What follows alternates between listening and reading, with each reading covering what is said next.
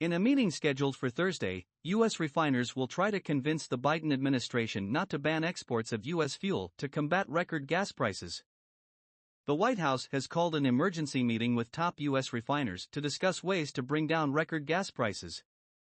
As a result of weeks of mudslinging between U.S. Vice President Joe Biden and oil companies over who is to blame.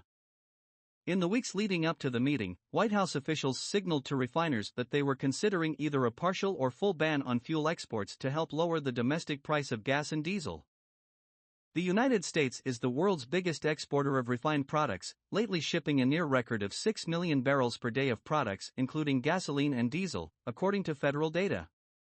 Restricting exports could temporarily flood the U.S. market, lowering prices, but refiners could respond by reducing output.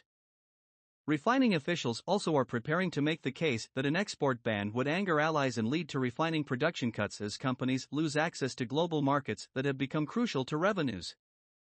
Not only will limitations or outright bans of petroleum products have the exact opposite effect than intended, raising fuel prices instead of lowering them and placing additional refining capacity at risk, it would hurt our allies in Latin America and Europe, a spokesperson for the American fuel and petrochemical manufacturers said. Mexico, Canada, and Japan are among the top buyers of U.S. refined products, and Europe has increased purchases in recent weeks to make up for lost Russian supply following Moscow's decision to invade Ukraine in February. The refiners will also suggest their favorite short-term options to lower gas prices, such as waiving summertime fuel specifications designed to reduce smog, relaxing shipping rules requiring union labor, and approving new renewable fuel technology, the sources said. Biden is already calling on Congress on Wednesday to pass a 3-month suspension of federal gasoline and diesel taxes. The White House did not respond to requests for comment. The U.S. lifted a 40-year ban on crude oil exports in 2015 to help keep the country less dependent on the Middle East.